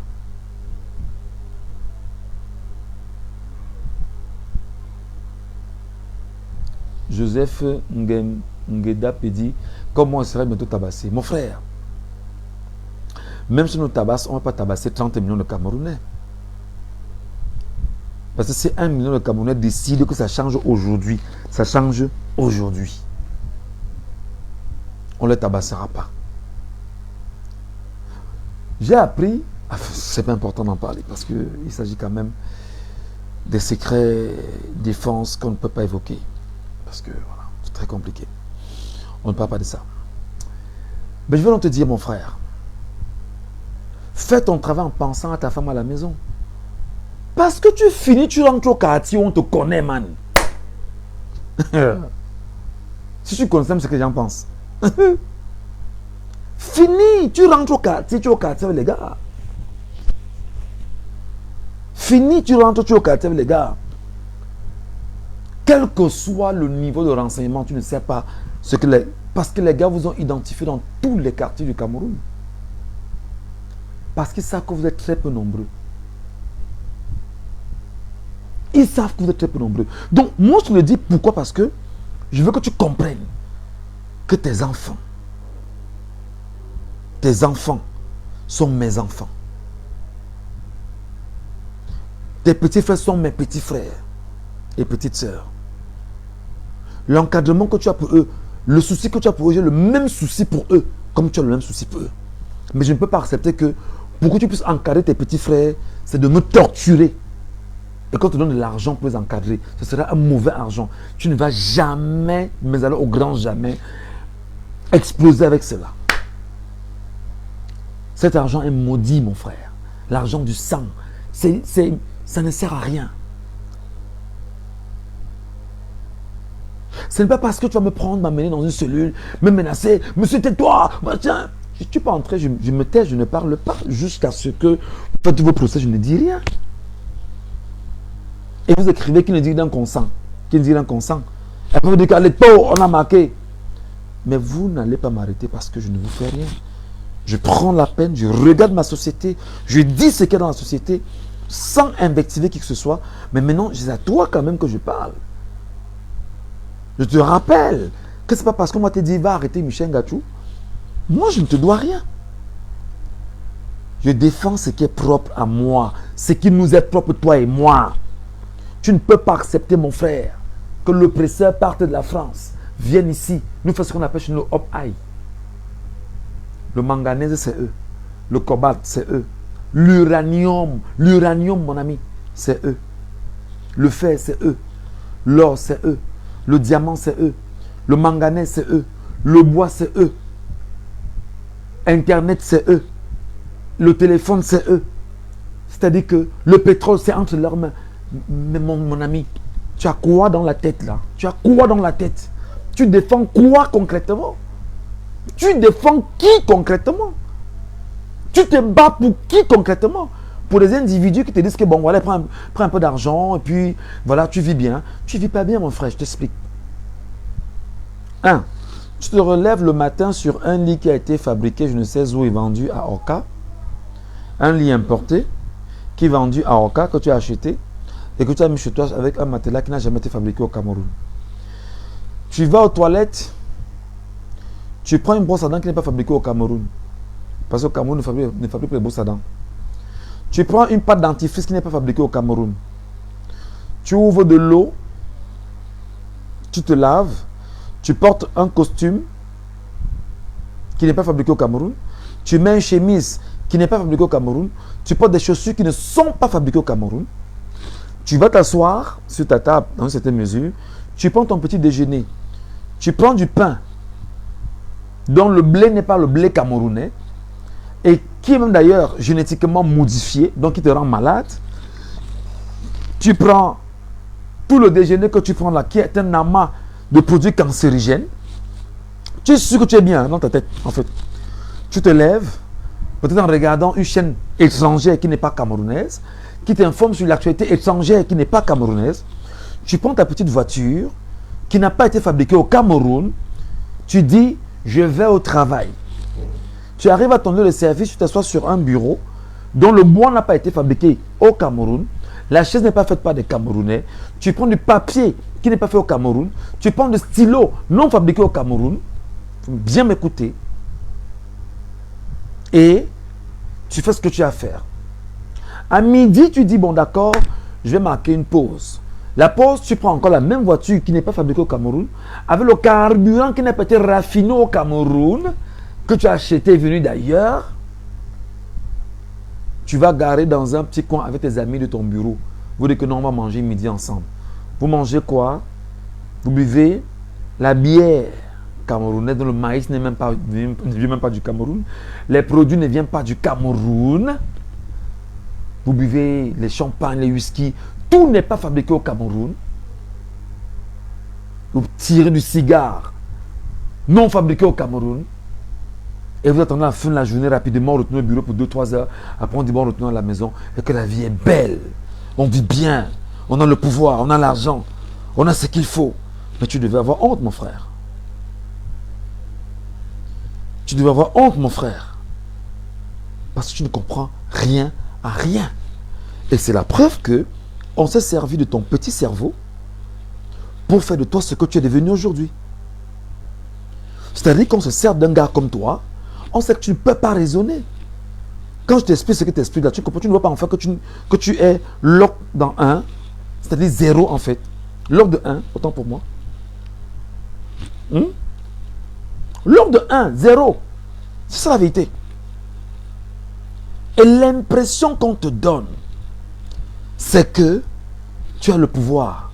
Tu n'as aucun pouvoir parce que le souffle de vie que tu as là. Fais-toi l'hôpital central, derrière toi ou devant toi. Non, c'est derrière toi, non. L'hôpital central. Quand il y a l'hôpital central, c'est de quel côté? Juste derrière toi. Va voir les malades de l'hôpital central. Ils ont même tout l'argent. Ils ont tout l'argent. Ils ont tout. Mais non, ils sont malades.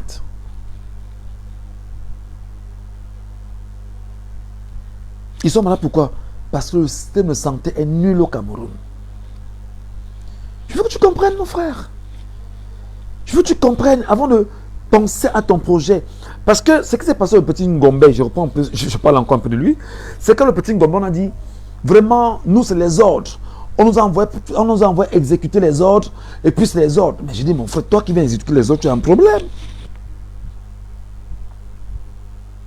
Est-ce que tu connais l'origine des termes honneur et fidélité? C'est pourquoi je dis qu'il faut lire. Quand tu as une minute, sors de là, va sur Internet, prends le temps, va lire des livres qui vont changer ton mindset. Je connais un endroit à Yaoundé où la bière coûte, la bière qu'on vend à 650 au bar, où là-bas ça coûte 400 francs, 350 même.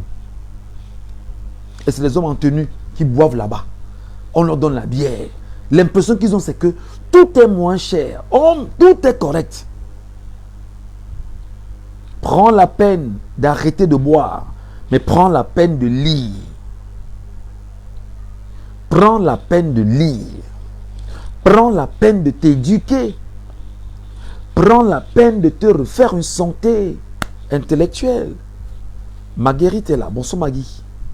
Prends la peine, bien évidemment, de refaire ton mindset. Prends la peine de te donner une orientation nouvelle. La violence que tu exerces sur les autres retournera contre toi et contre tes propres enfants. Est-ce que tu seras heureux de dire, j'ai été ci, j'ai été ça. On m'a envoyé arrêter tel gars, je l'ai arrêté, on l'a torturé, comme on a torturé le petit Ngombe, comme j'apprends qu'on est en train de torturer Ramon Kota. Et que vraiment ce que j'ai gagné, c'est que je les ai arrêtés. La violence va se payer d'une manière ou d'une autre. Mon frère, peut-être tu ne connais pas encore ce que c'est que la retraite. Regarde tous ceux autour de toi qui étaient en retraite et qui étaient dans les mêmes services que toi. Regarde leur vie aujourd'hui. Qu'est-ce qu'ils ont gagné? Va voir le niveau de souffrance dans lequel ils se retrouvent aujourd'hui.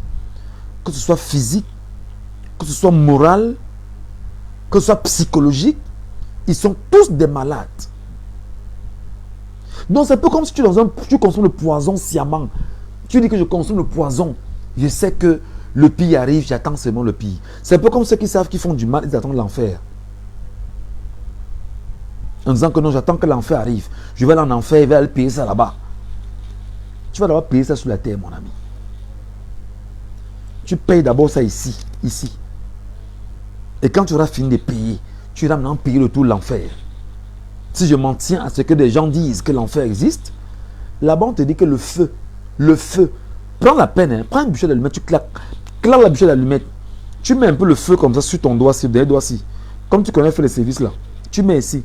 On te dit que la douleur là c'est multiplié par 7 en enfer. Donc toi qui fais subir donc ça aux gens ici, prépare-toi donc à avoir autant de supplices, autant de méchanceté que tu as fait vivre aux gens, multiplie ça fois 7 et tu attends le moment venu.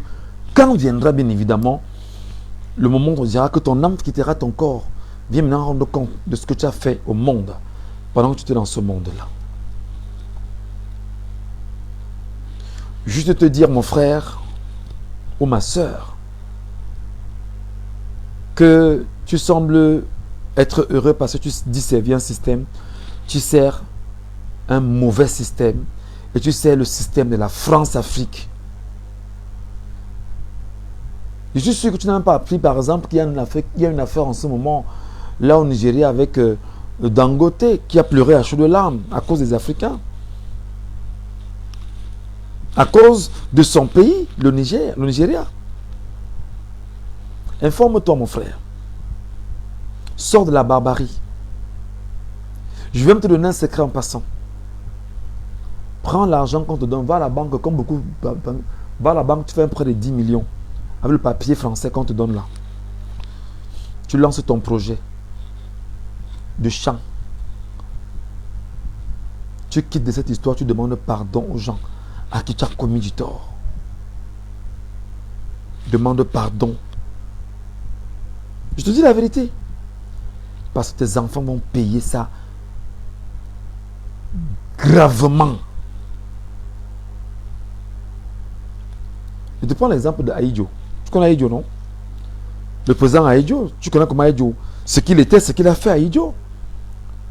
Tu vois ce que sont devenus ses enfants aujourd'hui? Tu vois ce que sont devenus ses enfants aujourd'hui? Tu vois même comment d'abord il est mort? Le mec s'est dédoublé. Le mec il avait un pouvoir qui était tel que il pouvait être ici en même temps et de l'autre côté en même temps. Mais il est où avec? Son corps rentré au Cameroun.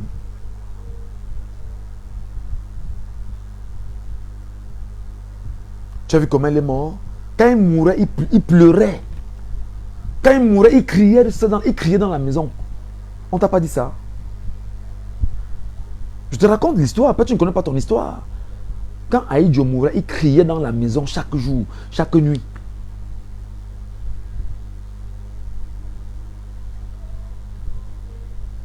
Merci beaucoup Joseph, ça s'appelle le karma. Quand Aïdjo, ton ancien président là mourait, il criait chaque jour et chaque nuit dans la maison. Il crie, il crie. Parce qu'il estime que quelqu'un l'a trahi. Bon, bref, là n'est pas le sujet. Le pouvoir fait des choses, mon frère. Tu es fort parce que tu peux avoir le gun en ce moment. Mais le gun que nous on a, c'est là. Le gun qu'on a, c'est ce qu'on connaît, man. Et je connais combien tu souffres. Je connais combien tu es gêné. Je sais comment, au moment donné, tu débarques au boulot le matin, tu dis, j'ai fait même quoi ici? Comment tes gars t'ont enroulé dans le banga, dans le cure, dans les choses bizarres. Regarde, les forfaits que tu as posés sont incroyables. Salut Larissa, bienvenue. Donc en réalité, tenir un tel narratif, c'est de dire que nous pouvons changer et nous pouvons bien changer. Et pour changer, il faut juste que le mindset soit différent. Il faut que le logiciel mental dans lequel on nous a mis des dents depuis au moins 64 ans puisse changer. Que des gens qui pensent que parce qu'ils ont le pouvoir, ils peuvent piétiner, humilier, déshumaniser, dégrader, dévaluer les autres, comprennent que ce qui nous tient sur la terre, c'est le souffle de vie. Il y en a qui le font une fois pour toutes. Il y en a qui l'ont fait aujourd'hui, sont morts aujourd'hui. Il y a des familles aujourd'hui qui sont en deuil, qui sont en train de pleurer. Wow, wow, tel est mort, tel est mort. Tu es venu au monde, tu n'avais rien. Tu es sorti du ventre d'une femme. Tu n'avais rien entre les mains, mon frère. Même le CFA, tu n'avais pas. Tu vas remourir et tu ne repartiras avec rien. Donc ce que tu dois faire, c'est de te battre à faire du bien. Et à lutter pour la bonne cause. Allez, je termine en disant ceci. Thomas Sankara nous disait que l'esclave qui n'est pas capable d'assumer sa révolte ne mérite pas que l'on s'apitoie sur son sort. Tu es un esclave, mon frère. Et tu dois assumer ta révolte, mon frère. Et pour assumer ta révolte, va lire des livres de révolutionnaires, mon frère. Va lire des livres qui vont changer ton mindset, mon ami. Parce qu'on a fait de toi l'esclave dans l'enclos colonial français qu'on appelle le Cameroun. Et l'esclave qui n'est pas capable d'assumer sa révolte, qui n'est pas capable de comprendre qu'on se sert de lui pour le piétiner, le diminuer, le dévaluer, se servir de lui pour pouvoir tuer d'autres, qui sont ses frères, ses sœurs, ses enfants. Cet esclave est un esclave qui ne va peut-être jamais s'affranchir. L'esclave qui n'est pas capable d'assumer sa révolte ne mérite pas que l'on s'apitoie sur son sort. Tu ne mérites pas, mon frère, qu'on te regarde. Tu ne mérites pas qu'on regarde tes problèmes. Tu ne mérites pas lorsqu'au moment venu, tu auras des douleurs atroces qu'on te regarde. Parce que quand on te regardera, on dira, mais tu peux aussi avoir mal. Avec tout le mal que tu as fait aux gens, tu peux aussi avoir mal. Ah non, on te regarde avoir mal. Et tu pourras peut-être ressentir ce que c'est que le mal. La douleur. L'esclave qui n'est pas capable d'assumer sa révolte ne mérite pas que l'on s'apitoie sur son sort. Ton sort, c'est quoi? Tu es un esclave. Tu n'as pas de maison. Tu es en location, comme moi, d'ailleurs. Tu n'as pas d'avancement. Tu as un mauvais salaire. Tu vis de la corruption. Tu vis des salamalek. C'est-à-dire que tu es derrière quelqu'un parce que tu estimes, tu attends qu'on te donne 10 000 ou 5 000 francs. Voilà ce de quoi tu vis. Tu vis du vol, du détournement. Tu détournes quoi? Ce qui est minable. Tu détournes un millième, un 10 millième de ce que tu as sous tes pieds comme richesse. Ce que Dieu t'a donné. L'esclave qui n'est pas capable d'assumer sa révolte. Parce que même pour que tu te révoltes, il faut que tu comprennes pourquoi tu dois te révolter. Va lire l'histoire de Omniobé, mon frère. Va lire l'histoire du colonialisme français au Cameroun et ce que le colon français fait de toi. Toi, qui a pour rôle de nous arrêter, nous empêcher, nous museler, parce que nous parlons, nous éduquons la société. Je t'éduque toi et j'éduque tes enfants. L'esclave que tu es doit apprendre à lire les livres de Omniobé. Va lire ses écrits. Il a laissé des écrits. Va lire l'histoire de Lamberton. Va lire l'histoire selon laquelle la France de Mesmer a déversé le napalm sur 1 million de Bamileke en zone Bamileke. Et que depuis la période coloniale, l'Allemagne avait décidé d'exterminer les Bamileke. Ça, tu ne le sais peut-être pas. Tu es un esclave. On se sert de toi pour dire que nous gardons la chose entre nous, que les gens de l'autre côté ne viennent pas prendre. Qu'est-ce que tu appelles la chose? Le pouvoir, c'est quoi? Tu vas mourir, tu vas le laisser, mon frère. Et tu ne comprends pas qu'en fait, ceux qui te le disent, c'est parce qu'ils veulent garder leur strapontin et en servant les maîtres esclaves qui, à leur tour, servent l'oligarchie française et occidentale. L'esclave qui n'est pas capable d'assumer sa révolte ne mérite pas que l'on s'apitoie sur son sort. Ton sort, c'est quoi? Au soir de ta vie, tu auras peut-être un enfant qui n'aura jamais réussi dans son mariage. Tu seras le père malheureux ou la mère malheureuse. Tu auras peut-être une fille qui ne t'aura jamais fait des enfants. Ou un fils qui sera devenu fou ou malade ou bandit ou je ne sais trop quoi. Et tu te rendras compte de la douleur. Parce que lorsqu'on t'enlève un enfant de ta vie, où tu perds un seul, c'est une partie de ton corps que tu perds. L'esclave qui n'est pas capable d'assumer sa révolte ne mérite pas que l'on s'apitoie sur son sort. Ton sort, le moment venu, lorsque tu vas souffrir, dans les douleurs atroces, on te rappellera que tu as fait du mal à beaucoup de personnes, que tu as passé ton temps à arrêter des enfants comme Gombe, que tu as fait traduire au CED, et qui aujourd'hui se trouvera devant le tribunal militaire, que tu as arrêté des gens comme Olivier Bibounissac, gratuitement, parce qu'il défend ta cause. Rentre ce soir et dors.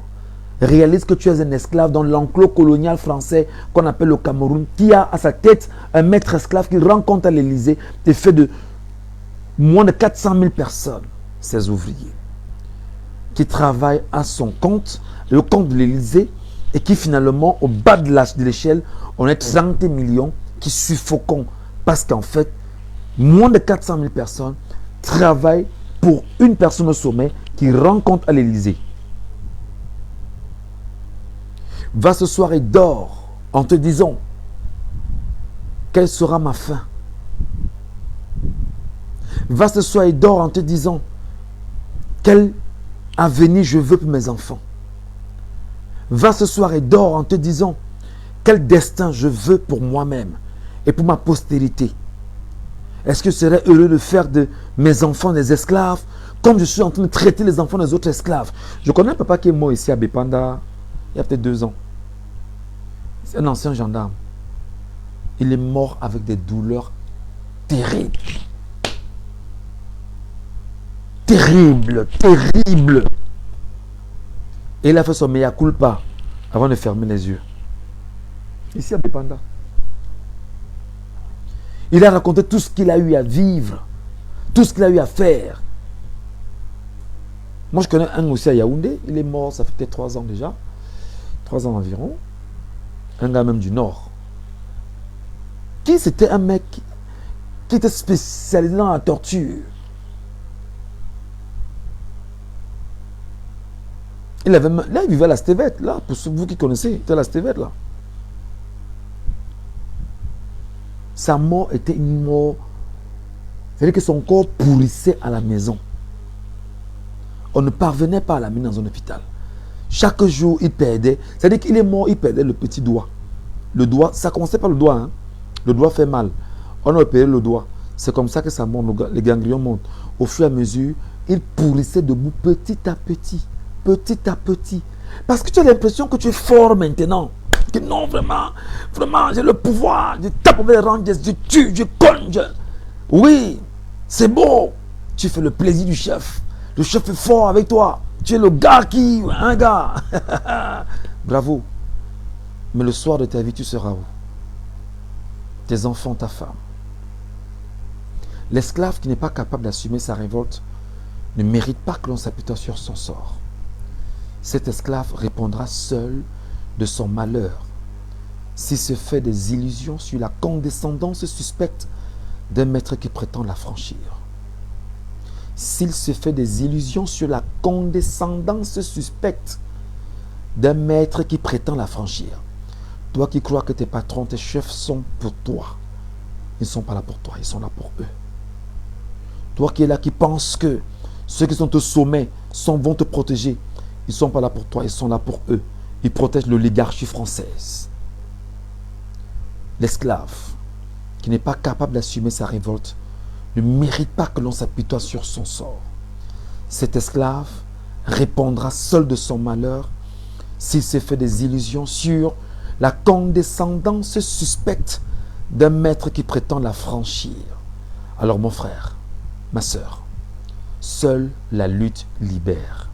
Et la lutte, c'est d'abord les inscriptions sur les listes électorales, ton récépissé tout au moins, voter le jour du vote, surveiller son vote, dépouiller ensemble, proclamer les résultats de son bureau de vote et veiller à ce que rien de mauvais ne se passe autour de toi. Parce qu'il y va de ta vie. Voilà ce pourquoi tu veux nous arrêter, nous tuer. Parce qu'on dit ça, demain je serai encore là, à la même heure, et avec le même discours, jusqu'à ce que ce soit entendu par 30 millions de Camerounais. À bon entendeur,